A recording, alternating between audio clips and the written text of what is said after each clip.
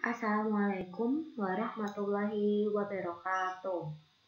Kali ini saya akan mempresentasikan materi mengenai uji normalitas data. Sebelumnya saya akan memperkenalkan nama kelompok terlebih dahulu. Yang pertama ada saya sendiri, Maulidatul Khairiyah, NIM 2018-33-123, dan Denny Nugraha, NIM 2018-33-106. Karena dari awal Denny Nugraha sama sekali tidak berkontribusi, maka presentasi kali ini saya akan lakukan sendiri. Oke, yang pertama, apakah teman-teman mengetahui uji normalitas data itu? Kita akan bahas bersama-sama ya teman-teman. Uji normalitas data. Uji normalitas data adalah bentuk pengujian tentang kenormalan distribusi data. Tujuan dari uji ini adalah untuk mengetahui apakah data yang terambil merupakan data terdistribusi normal atau bukan. Maksud dari distribusi normal adalah data akan mengikuti bentuk distribusi normal di mana data memusat pada nilai rata-rata dan medium. Rumus yang digunakan adalah rumus chi kuadrat atau C kuadrat dengan simbol X kuadrat.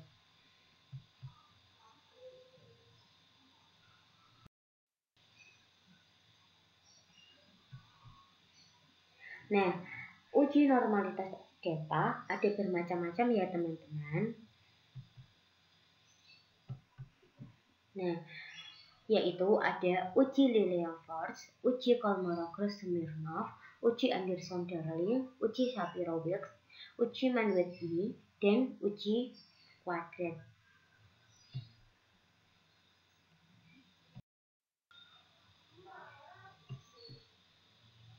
Kita akan bahas satu persatu ya teman-teman.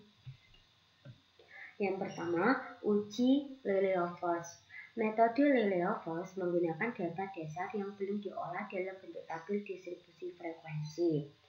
Data ditransformasikan dalam nilai Z untuk dapat dihitung luasan kurva normal sebagai probabilitas kumulatif normal. Probabilitas tersebut dicari bedanya dengan probabilitas kumulatif empiris. Beda terbesar dibanding dengan tabel Lillian-Fors. Rumus uji Lillian-Fors yaitu seperti ini ya teman-teman. Nah, saya akan bacakan keterangannya. ZI adalah angka pada data. Z adalah transformasi dari angka ke notasi pada distribusi normal. F dalam kurung ZI adalah probabilitas kumulatif normal. S dalam kurung ZI probabilitas kumulatif empiris. Dan F dalam kurung ZI adalah kumulatif proporsi luasan kurva normal berdasarkan notasi ZI. Dihitung dari luasan kurva normal mulai dari ujung kurva kiri sampai titik tengah ZI.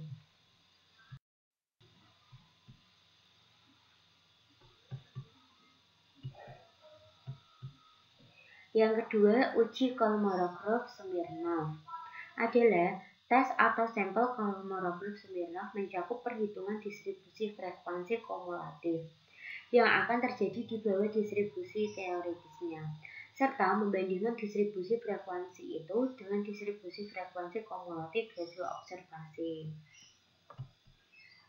Nah, rumusnya seperti ini ya teman-teman. Akan saya bacakan keterangannya.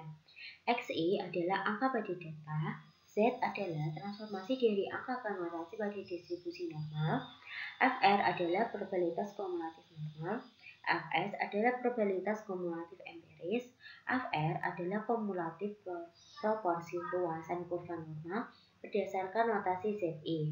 Dihitung dari luasan kurva mulai dari ujung kiri kurva sampai titik Z. Rumus dari Fs adalah banyaknya angka sampai angka ke Ni per banyaknya seluruh angka pada data.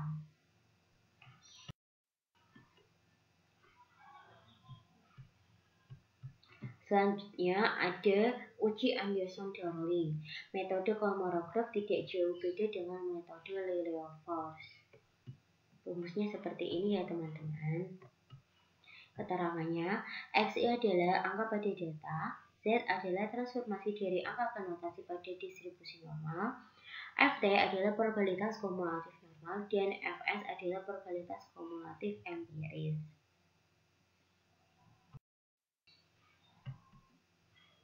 Selanjutnya, metode Shapiro-Wilks adalah metode uji normalitas yang efektif dan valid digunakan untuk sampel berjumlah kecil.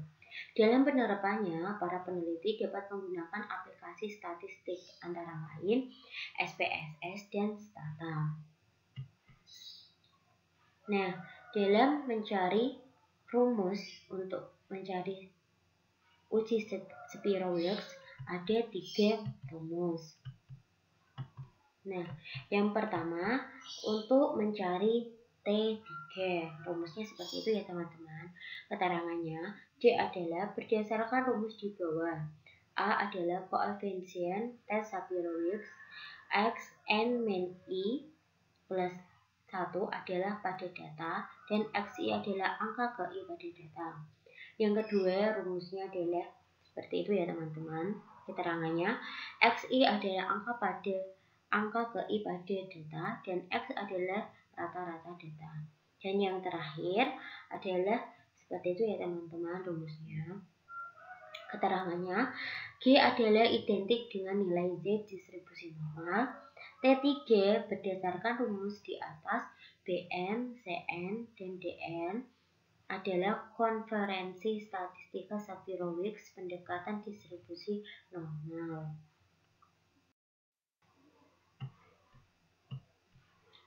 Selanjutnya, uji Mann-Whitney. Uji Mann-Whitney digunakan sebagai alternatif lain dari uji T-parametrik bila dianggap yang diperlukan bagi uji T tidak dijumpai. Teknik ini dipakai untuk mengetes signifikasi perbedaan antara dua populasi dengan menggunakan sampel random yang ditarik dari populasi yang sama. Rumusnya seperti itu ya teman-teman. Keterangannya, U adalah statistika uji, N1 adalah banyaknya anggota sampel 1, dan N2 adalah banyaknya anggota sampel 2.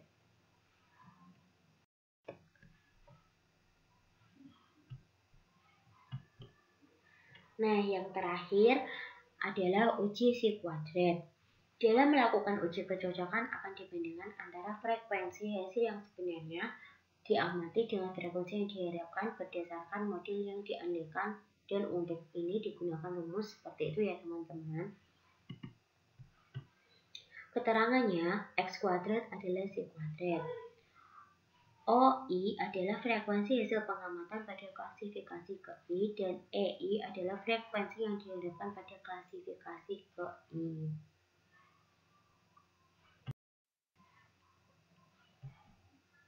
Nah, sekarang prosedur pengujian normalitas data. Yang pertama, merumuskan formula hipotesis, yaitu H0 atau data distribusi normal, dan HA adalah data tidak distribusi normal. Yang kedua, menentukan nilai uji statistika. Rumusnya seperti itu ya teman-teman. Keterangannya, X kuadrat adalah si kuadrat, OI adalah frekuensi hasil pengamatan pada klasifikasi ke I, dan EI adalah frekuensi hasil yang diharapkan pada klasifikasi ke I.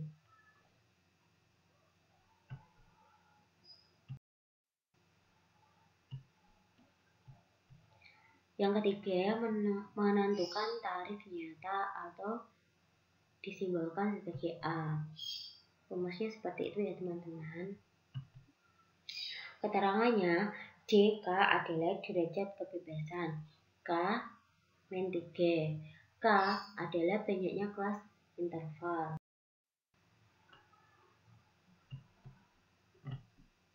Yang keempat, menentukan kriteria pengujian hipotesis.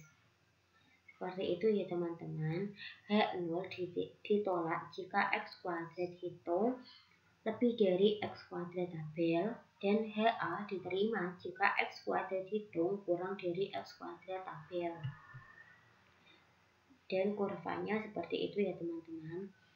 Daerah penerima H0 itu seperti gunung, dan daerah penolakan H0 itu seperti lembah. Nah, di sini saya mempunyai contoh. Contoh soalnya sebagai berikut ya teman-teman. Nah, setelah data tersebut dibuat tabel seperti itu ya teman-teman, ada nilai dan frekuensi. Ini menggunakan uji Linear Force, tidak menggunakan uji ANOVA satu arah maupun dua arah, karena tidak ada faktor yang mempengaruhi. Dan ini hanya bertujuan untuk mengetahui distribusi suatu data itu normal atau tidak. Selanjutnya,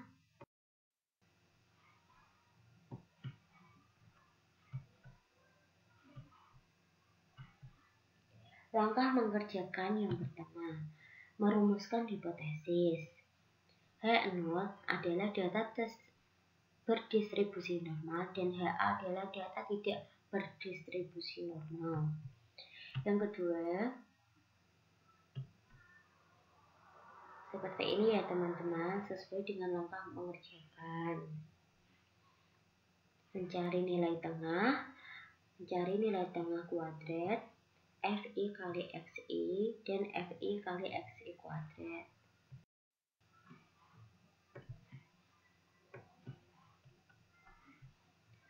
Langkah selanjutnya, berdasarkan perhitungan sebelumnya dapat diketahui rata-rata dan standar deviasi data tersebut adalah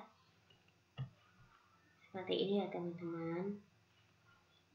Jadi standar deviasinya adalah 16,25. Selanjutnya membuat daftar frekuensi observasi dan frekuensi ekspektasi dengan langkah berikut. Yang pertama, menentukan batas kelas. Batas kelasnya seperti ini ya teman-teman.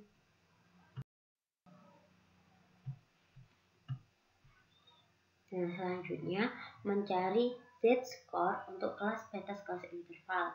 Rumusnya Z sama dengan batas kelas dikurangi X per SD.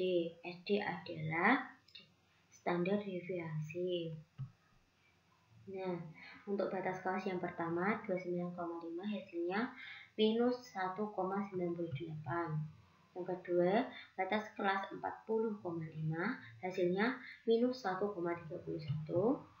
Kelas 51,5 hasilnya minus 0,63. Batas kelas ke-62,5 hasilnya 0,04. Batas kelas 73,5 hasilnya 0,72. Batas kelas 84,5 hasilnya 1,30. Dan yang terakhir, batas kelas 95,5 hasilnya 2,13. Dan seterusnya untuk batas kelas lainnya, sehingga diperoleh nilai Z sama dengan batas kelas dikurangi X per SD adalah sebagai berikut ya teman-teman. Langkah mengerjakan selanjutnya yaitu membuat daftar frekuensi observasi dan frekuensi ekspektasi dengan langkah berikut. Mencari luas 0 sampai Z dari tabel kurva normal. Mencari luas 0 sampai Z dengan cara mengkonsultasikan nilai Z pada tabel Z. Misalnya, Z sama dengan 1,98.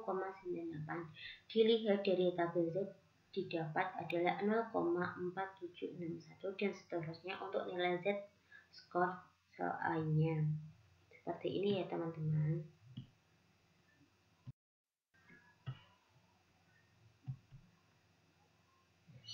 Langkah mengerjakan selanjutnya membuat frekuensi observasi dan frekuensi ekspektasi dengan langkah selanjutnya. Yang kedua, mencari luas tiap kelas interval. Apabila tandanya sama, maka dikurangi. Apabila tandanya berbeda, ditambahkan. Perhatikan contoh. Nah, seperti ini ya teman-teman.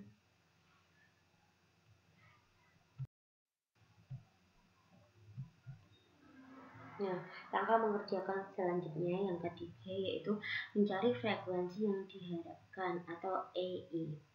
EI diperoleh dengan mengalihkan luas tiap interval dengan jumlah data. N sama dengan 32. Jadinya seperti ini ya teman-teman.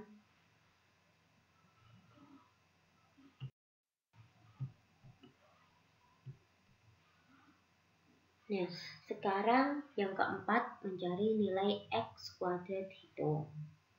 Nah, caranya seperti ini ya teman-teman.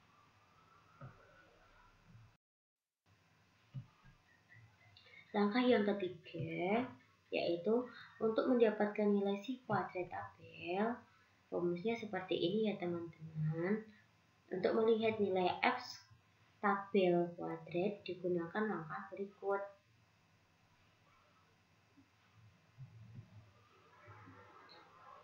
Derajat kebebasan sama dengan banyaknya kelas dikurangi 3. Jika banyak kelasnya 6 dikurangi 3, hasilnya adalah 3.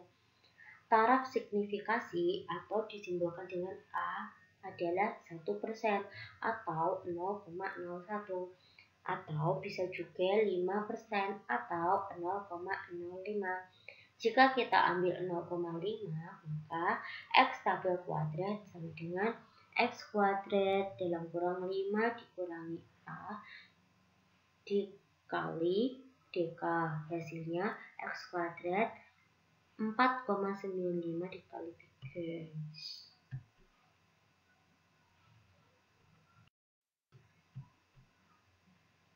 Selanjutnya, hasilnya adalah 148,5. Langkah mengerjakan yang keempat, menentukan kriteria pengujian hipotesis.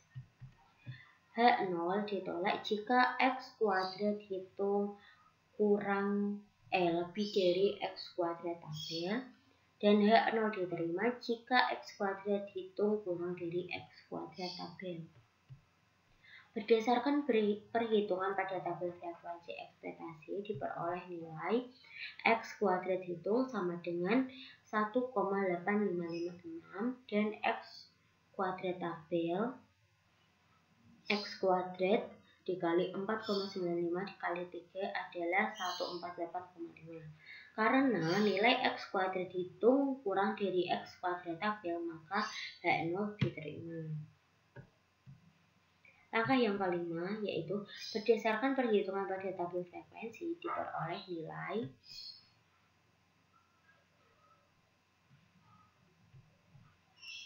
X kuadrat hitung sama dengan 1,8556 dan X kuadrat tabel X kuadrat dikali 4,95 dikali 3 adalah 148,5. Karena nilai X kuadrat hitung kurang dari X kuadrat tabel, maka H0 diterima atau berdistribusi normal. Nah, sekarang saya akan memperlihatkan cara memasukkan data ke aplikasi SPSS. Yang pertama, buka aplikasi SPSS lalu arahkan pada variabel view di pojok kiri bawah. Pada bagian bawah kolom 6 diisi sesuai kebutuhan. Di sini saya isi dengan kata nilai.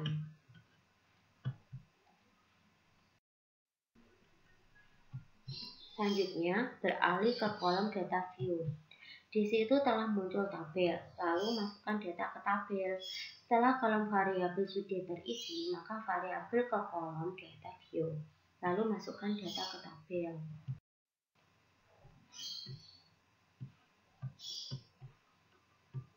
Selanjutnya, untuk menguji normalitas data, klik Analysis Descriptive Statistics Explore. Setelah memasukkan data view, lalu klik Analysis Descriptive Statistics, lalu klik Export.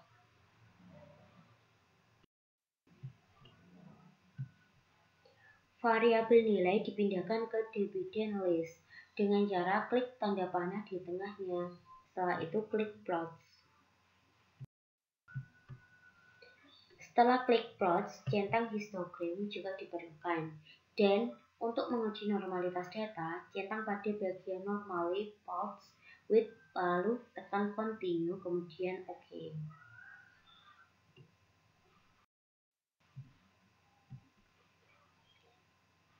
Setelah tekan OK, maka akan muncul hasil pengujian seperti gambar.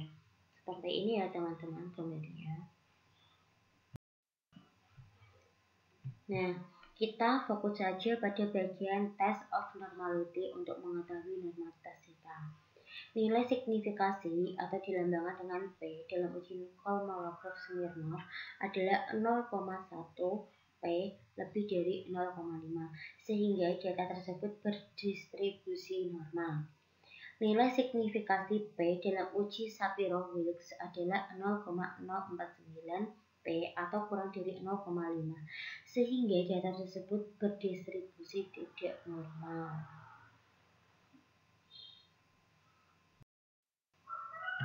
Nah, histogramnya seperti ini ya teman-teman. Dari histogram dapat diketahui mean atau rata-ratanya adalah 76,26. Sedangkan standar deviasinya adalah 6,871 dan N atau jumlah datanya adalah 20. Kurvanya seperti ini ya teman-teman. Apabila titik-titik mendekati garis, maka datanya dikatakan normal. Terima kasih telah menyimak presentasi dari saya. Kurang lebihnya mohon maaf. Wassalamualaikum warahmatullahi wabarakatuh.